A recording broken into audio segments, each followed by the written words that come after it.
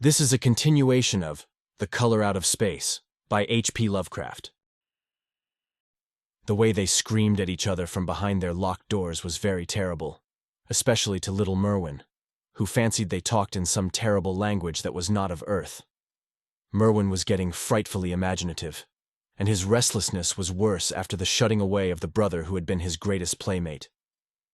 Almost at the same time, the mortality among the livestock commenced. Poultry turned grayish and died very quickly, their meat being found dry and noisome upon cutting. Hogs grew inordinately fat, then suddenly began to undergo loathsome changes which no one could explain. Their meat was of course useless, and Nahum was at his wits' end. No rural veterinary would approach his place, and the city veterinary from Arkham was openly baffled. The swine began growing gray and brittle and falling to pieces before they died, and their eyes and muzzles developed singular alterations. It was very inexplicable, for they had never been fed from the tainted vegetation. Then something struck the cows. Certain areas or sometimes the whole body would be uncannily shriveled or compressed, and atrocious collapses or disintegrations were common. In the last stages, and death was always the result, there would be a graying and turning brittle like that which beset the hogs. There could be no question of poison, for all the cases occurred in a locked and undisturbed barn. No bites of prowling things could have brought the virus, for what live beast of earth can pass through solid obstacles? It must be only natural disease. Yet what disease could wreak such results was beyond any mind's guessing. When the harvest came, there was not an animal surviving on the place, for the stock and poultry were dead, and the dogs had run away. These dogs, 3 in number, had all vanished one night, and were never heard of again. The 5 cats had left some time before, but their going was scarcely noticed since there now seemed to be no mice, and only Mrs. Gardner had made pets of the graceful felines. On the 19th of October, Nahum staggered into Ami's house with hideous news. The death had come to poor Thaddeus in his attic room, and it had come in a way which could not be told. Nahum had dug a grave in the railed family plot behind the farm, and had put therein what he found. There could have been nothing from outside, for the small barred window and locked door were intact, but it was much as it had been in the barn. Ami and his wife consoled the stricken man as best they could, but shuddered as they did so. Stark terror seemed to cling round the Gardners and all they touched, and the very presence of one in the house was a breath from regions unnamed and unnameable. Ami accompanied Nahum home with the greatest reluctance, and did what he might to calm the hysterical sobbing of little Merwin. Zenas needed no calming. He had come of late to do nothing but stare into space and obey what his father told him, and Ami thought that his fate was very merciful. Now and then, Merwin's screams were answered faintly from the attic, and in response to an inquiring look, Nahum said that his wife was getting very feeble. When night approached, Ami managed to get away, for not even friendship could make him stay in that spot when the faint glow of the vegetation began, and the trees may or may not have swayed without wind. It was really lucky for Ami that he was not more imaginative. Even as things were, his mind was bent ever so slightly. But had he been able to connect and reflect upon all the portents around him, he must inevitably have turned a total maniac. In the twilight he hastened home, the screams of the mad woman and the nervous child ringing horrible in his ears. 3 days later, Nahum burst into Ami's kitchen in the early morning, and in the absence of his host, stammered out a desperate tale once more, while Mrs. Pierce listened in a clutching fright. It was little Merwin this time. He was gone. He had gone out late at night with a lantern and pail for water, and had never come back. He'd been going to pieces for days, and hardly knew what he was about. Screamed at everything. There had been a frantic shriek from the yard then, but before the father could get to the door, the boy was gone. There was no glow from the lantern he had taken, and of the child himself no trace. At the time, Nahum thought the lantern and pail were gone too. But when dawn came, and the man had plodded back from his all-night search of the woods and fields, he had found some very curious things near the well. There was a crushed, and apparently somewhat melted mass of iron which had certainly been the lantern, while a bent pail and twisted iron hoops beside it, both half-fused, seemed to hint at the remnants of the pail. That was all. Nahum was past imagining. Mrs. Pierce was blank, and Ami, when he had reached home and heard the tale, could give no guess. Merwin was gone, and there would be no use in telling the people around, who shunned all gardeners now. No use, either, in telling the city people at Arkham, who laughed at everything. Thad was gone, and now Merwin was gone. Something was creeping and waiting to be seen and heard. Nahum would go soon, and he wanted Ami to look after his wife and Zenas if they survived him. It must all be a judgment of some sort, though he could not fancy what for, since he had always walked uprightly in the Lord's ways so far as he knew. For over 2 weeks Ami saw nothing of Nahum, and then, worried about what might have happened, he overcame his fears and paid the gardener place a visit. There was no smoke from the great chimney, and for a moment the visitor was apprehensive of the worst. The aspect of the whole farm was shocking. Grayish, withered grass and leaves on the ground, vines falling in brittle wreckage from archaic walls and gables, and great bare trees clawing up at the gray November sky with a studied malevolence which Ami could not but feel had come from some subtle change in the tilt of the branches. But Nahum was alive after all. He was weak and lying in a couch in the low-ceiled kitchen, but perfectly conscious and able to give simple orders to Zenas. The room was deadly cold, and as Ami visibly shivered, the host shouted huskily to Zenas for more wood. Wood, indeed, was sorely needed, since the cavernous fireplace was unlit and empty, with a cloud of soot blowing about in the chill wind that came down the chimney. Presently, Nahum asked him if the extra wood had made him any more comfortable, and then Ami saw what had happened. The stoutest cord had broken at last, and the hapless farmer's mind was proof against more sorrow. Questioning tactfully, Ami could get no clear data at all about the missing Zenas. "In the well, he lives in the well," was all that the clouded father would say. Then there flashed across the visitor's mind a sudden thought of the mad wife, and he changed his line of inquiry. "Nabby." "Why, here she is," was the surprised response of poor Nahum, and Ami soon saw that he must search for himself. Leaving the harmless babbler on the couch, he took the keys from their nail beside the door and climbed the creaking stairs to the attic. It was very close and noisome up there, and no sound could be heard from any direction. Of the 4 doors in sight, only one was locked, and on this he tried various keys on the ring he had taken. The 3rd key proved the right one, and after some fumbling, Ami threw open the low white door. It was quite dark inside, for the window was small and half obscured by the crude wooden bars, and Ami could see nothing at all on the wide planked floor. The stench was beyond enduring, and before proceeding further, he had to retreat to another room and return with his lungs filled with breathable air. When he did enter, he saw something dark in the corner, and upon seeing it more clearly, he screamed outright. While he screamed, he thought a momentary cloud eclipsed the window, and a second later, he felt himself brushed as if by some hateful current of vapor. Strange colors danced before his eyes, and had not a present horror numbed him, he would have thought of the globule in the meteor that the geologist's hammer had shattered, and of the morbid vegetation that had sprouted in the spring. As it was, he thought only of the blasphemous monstrosity which confronted him, and which all too clearly had shared the nameless fate of young Thaddeus and the livestock. But the terrible thing about the horror was that it very slowly and perceptibly moved as it continued to crumble. Ami would give me no added particulars of this scene, but the shape in the corners does not reappear in his tale as a moving object. There are things which cannot be mentioned, and what is done in common humanity is sometimes cruelly judged by the law. I gathered that no moving thing was left in that attic room, and that to leave anything capable of motion there would have been a deed so monstrous as to damn any accountable being to eternal torment. Anyone but a stolid farmer would have fainted or gone mad, but Ami walked conscious through that low doorway and locked the accursed secret behind him. There would be Nahum to deal with now. He must be fed and tended, and removed to some place where he could be cared for. Commencing his descent of the dark stairs, Ami heard a thud below him. He even thought a scream had been suddenly choked off, and recalled nervously the clammy vapor which had brushed by him in that frightful room above.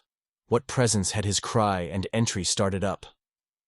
Halted by some vague fear, he heard still further sounds below. Indubitably there was a sort of heavy dragging, and a most detestably sticky noise as of some fiendish and unclean species of suction. With an associative sense goaded to feverish heights, he thought unaccountably of what he had seen upstairs. Good God! What eldritch dream world was this into which he had blundered? He dared move neither backward nor forward, but stood there trembling at the black curve of the boxed-in staircase. Every trifle of the scene burned itself into his brain. The sounds, the sense of dread expectancy, the darkness, the steepness of the narrow steps, and merciful heaven, the faint but unmistakable luminosity of all the woodwork in sight, steps, sides, exposed laths, and beams alike. Then there burst forth a frantic whinny from Ami's horse outside, followed at once by a clatter which told of a frenzied runaway. In another moment, horse and buggy had gone beyond earshot, leaving the frightened man on the dark stairs to guess what had sent them. But that was not all. There had been another sound out there, a sort of liquid splash. Water. It must have been the well. He had left Hero untied near it, and a buggy wheel must have brushed the coping and knocked in a stone. And still the pale phosphorescence glowed in that detestably ancient woodwork. God, how old the house was. Most of it built before 1700. A feeble scratching on the floor downstairs now sounded distinctly, and Ami's grip tightened on a heavy stick he had picked up in the attic for some purpose. Slowly nerving himself, he finished his descent and walked boldly toward the kitchen. But he did not complete the walk, because what he sought was no longer there. It had come to meet him, and it was still alive after a fashion. Whether it had crawled, or whether it had been dragged by any external forces, Ami could not say. But the death had been at it. Everything had happened in the last half hour. But collapse, graying, and disintegration were already far advanced. There was a horrible brittleness, and dry fragments were scaling off. Ami could not touch it, but looked horrifiedly into the distorted parody that had been a face. "What was it, Nahum? What was it?" he whispered, and the cleft, bulging lips were just able to crackle out a final answer. "Nothing! Nothing! The color! It burns. Cold and wet, but it burns. It lived in the well. I seen it. A kind of smoke. Just like the flowers last spring. The well shone at night. Thad and Merwin and Zenas, everything alive, sucking the life out of everything. In that stone. It must 'a' come in that stone. Poisoned the whole place. Don't know what it wants. That round thing them men from the college dug out in the stone. They smashed it. It was that same color. Just the same like the flowers and plants. Must 'a' been more of 'em. Seeds. Seeds. They growed. I seen it the fust time this week. Must 'a' got strong on Zenas. He was a big boy, full of life. It beats down your mind and then gets you. Burns you up. In the well water. You was right about that. Evil water. Zenas never come back from the well. Can't get away. Draws you. You know summit's comin', but 'tain't no use. I seen it time and agin. Zenas was took. War's nabby, Ami. My head's no good. Don't know how long since I fed her. It'll get her if we ain't keerful. Just a color. Her face is gettin' too of that color sometimes towards night, and it burns and sucks. It come from some place where things ain't as they is here. One of them professors said so. He was right. Look out, Ami. It'll do suthin' more. Sucks the life out. But that was all. That which spoke could speak no more, because it had completely caved in. Ami laid a red check tablecloth over what was left, and reeled out the back door into the fields. He climbed the slope to the 10-acre pasture and stumbled home by the north road and the woods. He could not pass that well from which his horses had run away. He had looked at it through the window and had seen that no stone was missing from the rim. Then the lurching buggy had not dislodged anything after all. The splash had been something else, something which went into the well after it had done with poor Nahum. When Ami reached his house, the horses and buggy had arrived before him and thrown his wife into fits of anxiety. Reassuring her without explanations, he set out at once for Arkham and notified the authorities that the Gardner family was no more. He indulged in no details, but merely told of the deaths of Nahum and Nabby, that of Thaddeus being already known, and mentioned that the cause seemed to be the same strange ailment which had killed the livestock. He also stated that Merwin and Zenas had disappeared. There was considerable questioning at the police station, And in the end, Ami was compelled to take 3 officers to the Gardner farm, together with the coroner, the medical examiner, and the veterinary who had treated the diseased animals. He went much against his will, for the afternoon was advancing, and he feared the fall of night over that accursed place, but it was some comfort to have so many people with him. The 6 men drove out in a Democrat wagon, following Ami's buggy, and arrived at the pest-ridden farmhouse about 4 o'clock. Used as the officers were to gruesome experiences, not one remained unmoved at what was found in the attic and under the red-checked tablecloth on the floor below. The whole aspect of the farm with its gray desolation was terrible enough, but those 2 crumbling objects were beyond all bounds. No one could look long at them, and even the medical examiner admitted that there was very little to examine. Specimens could be analyzed, of course, so he busied himself in obtaining them. And here it develops that a very puzzling aftermath occurred at the college laboratory where the 2 files of dust were finally taken. Under the spectroscope, both samples gave off an unknown spectrum, in which many of the baffling bands were precisely like those which the strange meteor had yielded in the previous year. The property of emitting this spectrum vanished in a month, the dust thereafter consisting mainly of alkaline phosphates and carbonates. Ami would not have told the men about the well if he had thought they meant to do anything then and there. It was getting towards sunset, and he was anxious to be away. But he could not help glancing nervously at the stony curb by the great sweep, and when a detective questioned him, he admitted that Nahum had feared something down there, so much so that he had never even thought of searching it for Merwin or Zenas. After that, nothing would do but that they empty and explore the well immediately, so Ami had to wait trembling while pail after pail of rank water was hauled up and splashed on the soaking ground outside. The men sniffed in disgust at the fluid, and toward the last held their noses against the fater they were uncovering. It was not so long a job as they had feared it would be, since the water was phenomenally low. There is no need to speak too exactly of what they found. Merwin and Zenas were both there, in part, though the vestiges were mainly skeletal. There were also a small deer and a large dog in about the same state, and a number of bones of smaller animals. The ooze and slime at the bottom seemed inexplicably porous and bubbling, and a man who descended on handholds with a long pole found that he could sink the wooden shaft to any depth in the mud of the floor without meeting any solid obstruction. Twilight had now fallen, and lanterns were brought from the house. Then, when it was seen that nothing further could be gained from the well, everyone went indoors and conferred in the ancient sitting room, while the intermittent light of a spectral half-moon played wanly on the gray desolation outside. The men were frankly nonplussed by the entire case, and could find no convincing common element to link the strange vegetable conditions, the unknown disease of livestock and humans, and the unaccountable deaths of Merwin and Zenas in the tainted well. They had heard the common country talk, it is true, but could not believe that anything contrary to natural law had occurred. No doubt the meteor had poisoned the soil, but the illness of person and animals who had eaten nothing, grown in that soil, was another matter. Was it the well water? Very possibly. It might be a good idea to analyze it. But what peculiar madness could have made both boys jump into the well? Their deeds were so similar, and the fragments showed that they had both suffered from the gray, brittle death. Why was everything so gray and brittle?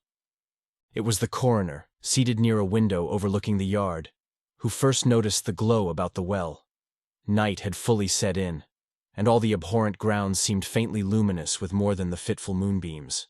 But this new glow was something definite and distinct, and appeared to shoot up from the black pit like a softened ray from a searchlight, giving dull reflections in the little ground pools where the water had been emptied. It had a very queer color, and as all the men clustered round the window, Ami gave a violent start.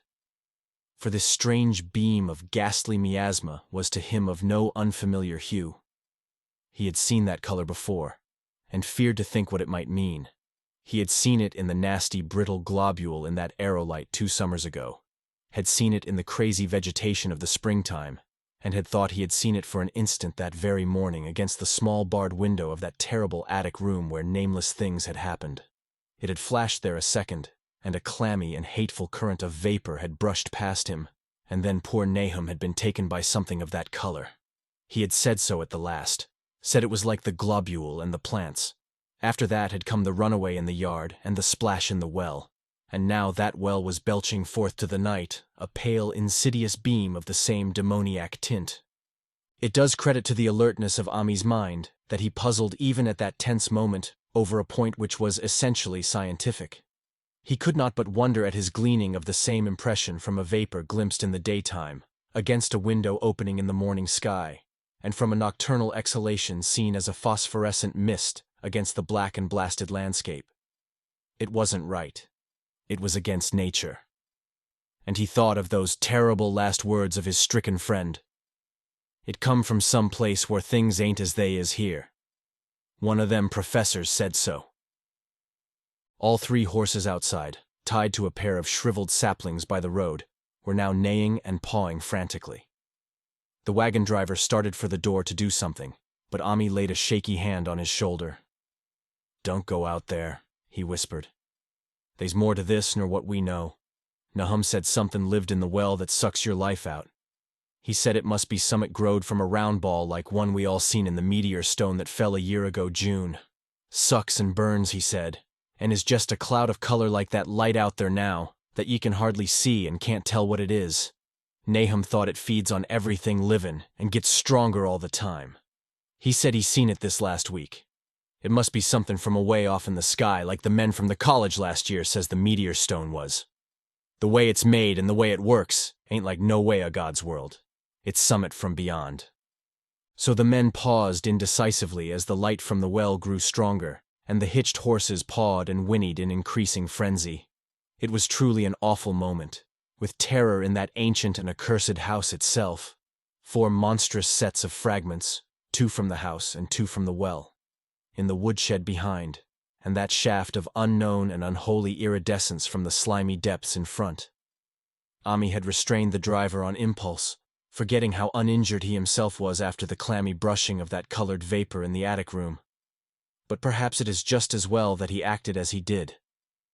No one will ever know what was abroad that night, and though the blasphemy from beyond had not so far hurt any human of unweakened mind, there is no telling what it might not have done at that last moment, and with its seemingly increased strength and the special signs of purpose it was soon to display beneath the half-clouded moonlit sky.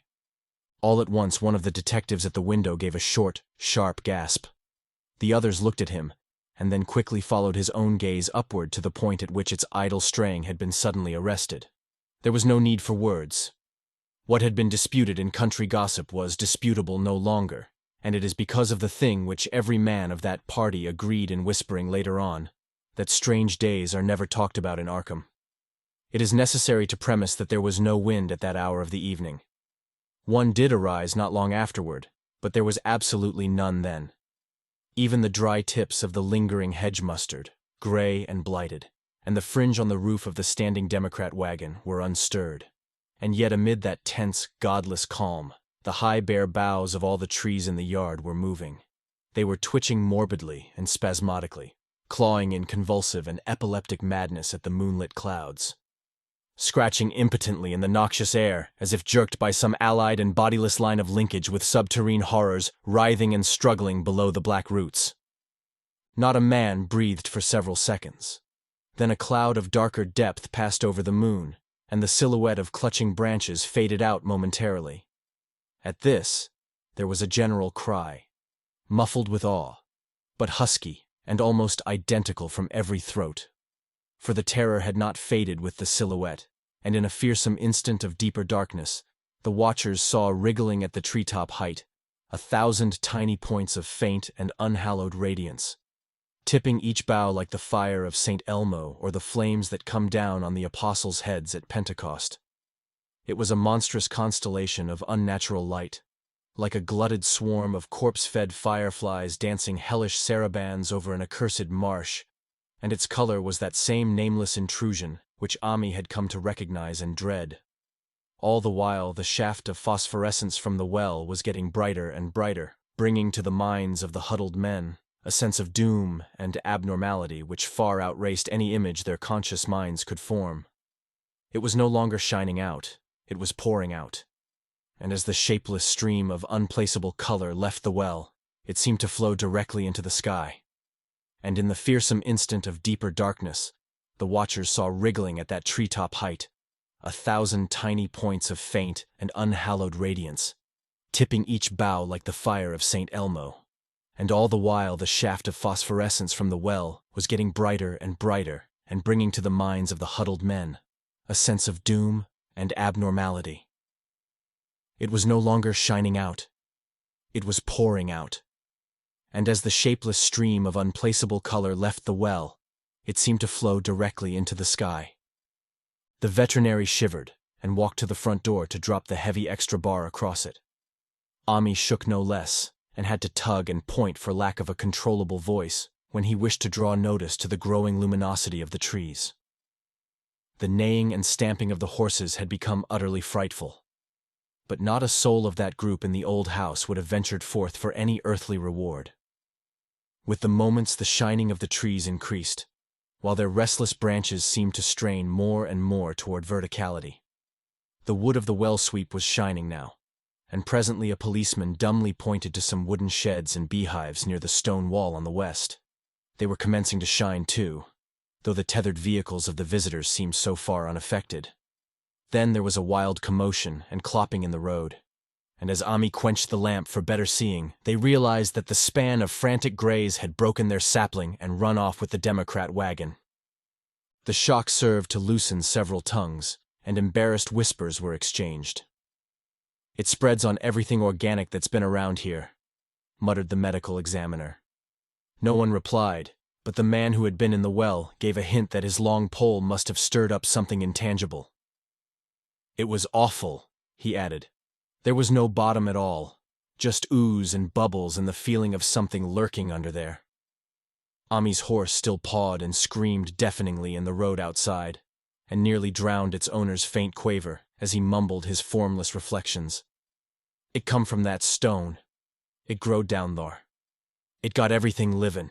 It fed itself on 'em, mind and body. Thad and Merwin, Zenas and Nabby. Nahum was the last. They all drunk the water. It got strong on 'em. It come from beyond. War things ain't like they be here. Now it's goin' home."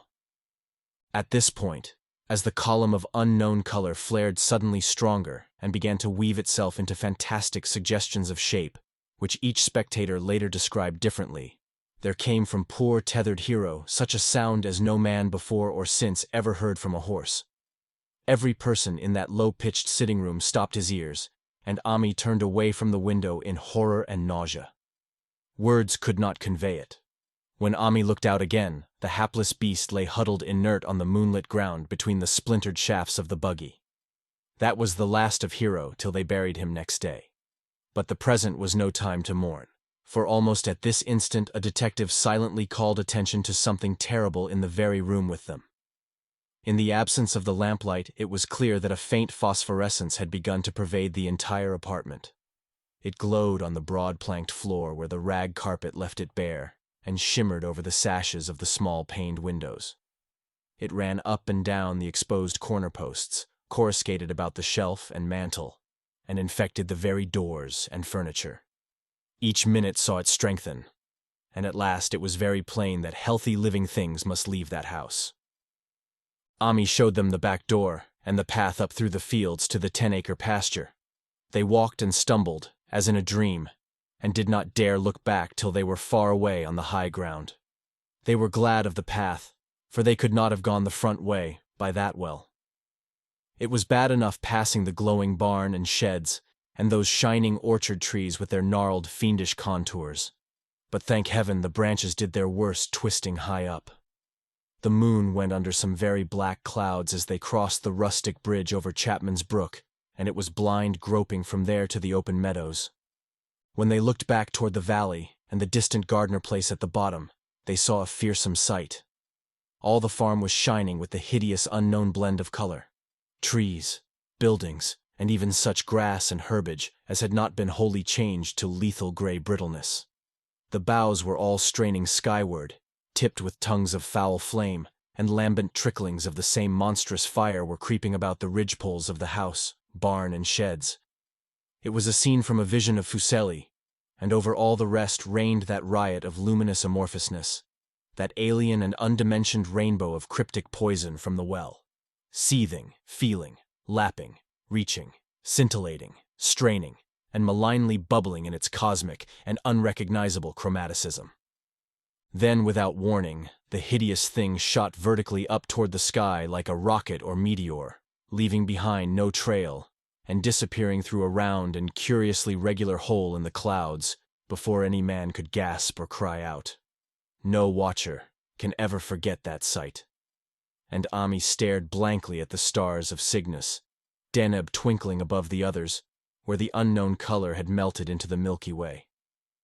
But his gaze was the next moment called swiftly to earth by the crackling in the valley. It was just that. Only a wooden ripping and crackling, and not an explosion, as so many others of the party vowed. Yet the outcome was the same. For in one feverish kaleidoscopic instant, there burst up from that doomed and accursed farm a gleamingly eruptive cataclysm of unnatural sparks and substance, blurring the glance of the few who saw it and sending forth to the zenith a bombarding cloudburst of such colored and fantastic fragments as our universe must needs disown. Through quickly reclosing vapors they followed the great morbidity that had vanished, and in another second they had vanished too. Behind and below was only a darkness to which the men dared not return, and all about was a mounting wind which seemed to sweep down in black, frore gusts from interstellar space. It shrieked and howled, and lashed the fields and distorted woods in a mad cosmic frenzy, till soon the trembling party realized it would be no use waiting for the moon to show what was left down there at Nahum's.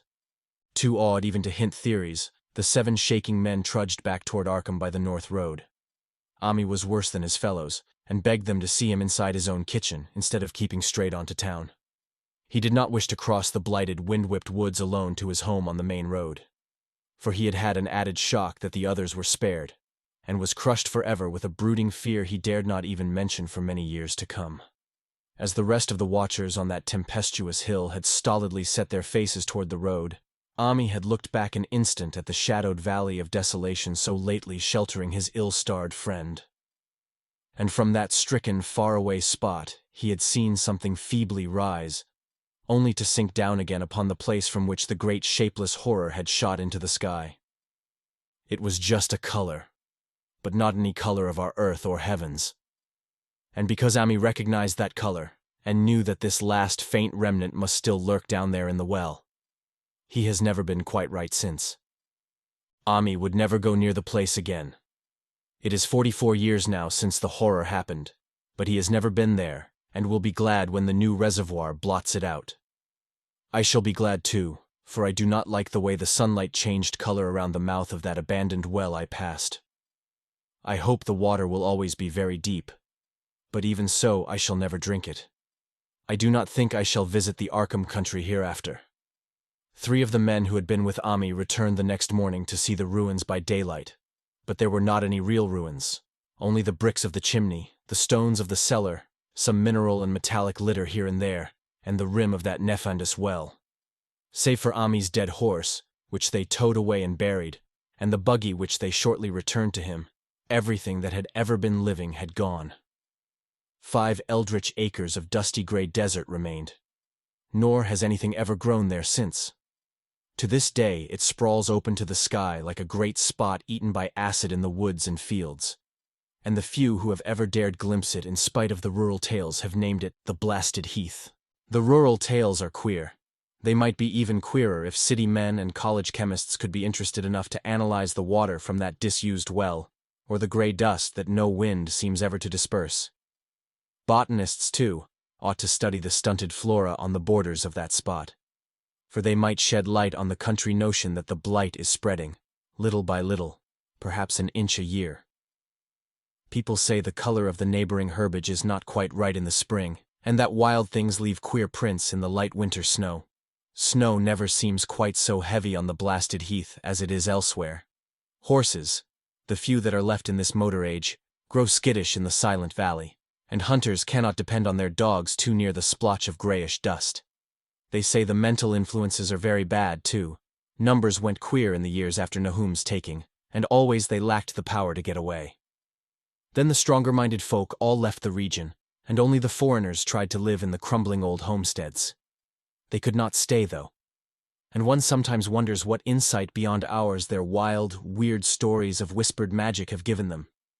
Their dreams at night, they protest, are very horrible in that grotesque country, and surely the very look of the dark realm is enough to stir a morbid fancy. No traveler has ever escaped a sense of strangeness in those deep ravines, and artists shiver as they paint thick woods whose mystery is as much of the spirits as of the eye. I myself am curious about the sensation I derived from my one lone walk before Ami told me his tale. When twilight came, I had vaguely wished some clouds would gather, for odd timidity about the deep skyey voids above had crept into my soul. Do not ask me for my opinion. I do not know. That is all. There was no one but Ami to question. For Arkham people will not talk about the strange days, and all 3 professors who saw the aerolite and its colored globule are dead. There were other globules. Depend upon that. One must have fed itself and escaped, and probably there was another which was too late. No doubt it is still down the well. I know there was something wrong with the sunlight I saw above that miasmal brink. The rustics say the blight creeps an inch a year, so perhaps there is a kind of growth or nourishment even now. But whatever demon hatchling is there, it must be tethered to something, or else it would quickly spread. Is it fastened to the roots of those trees that claw the air? One of the current Arkham tales is about fat oaks that shine and move as they ought not to do at night. What it is, only God knows. In terms of matter, I suppose the thing Ami described would be called a gas, but this gas obeyed laws that are not of our cosmos. This was no fruit of such worlds and suns as shine on the telescopes and photographic plates of our observatories. This was no breath from the skies whose motions and dimensions our astronomers measure or deem too vast to measure. It was just a color out of space, a frightful messenger from unformed realms of infinity beyond all nature as we know it. From realms whose mere existence stuns the brain and numbs us with the black extracosmic gulfs it throws open before our frenzied eyes. I doubt very much if Ami consciously lied to me, and I do not think his tale was all a freak of madness as the townsfolk had forewarned. Something terrible came to the hills and valleys on that meteor, and something terrible, though I know not in what proportion, still remains. I shall be glad to see the water come. Meanwhile, I hope nothing will happen to Ami. He saw so much of the thing, and its influence was so insidious. Why has he never been able to move away? How clearly he recalled those dying words of Nahum's. Can't get away, draws ye. Ye know summit's comin', but 'tain't no use. Ami is such a good old man. When the reservoir gang gets to work, I must write the chief engineer to keep a sharp watch on him. I would hate to think of him as the gray, twisted, brittle monstrosity, which persists more and more in troubling my sleep. The end. Best audiobooks for free. Hopes that you have enjoyed this production of The Color Out of Space by H.P. Lovecraft. Please subscribe to our channel on YouTube and Rumble, as your subscription is the support we need to create more great, free content. Please look to our website at bestaudiobooksforfree.com for a complete list of our audiobooks.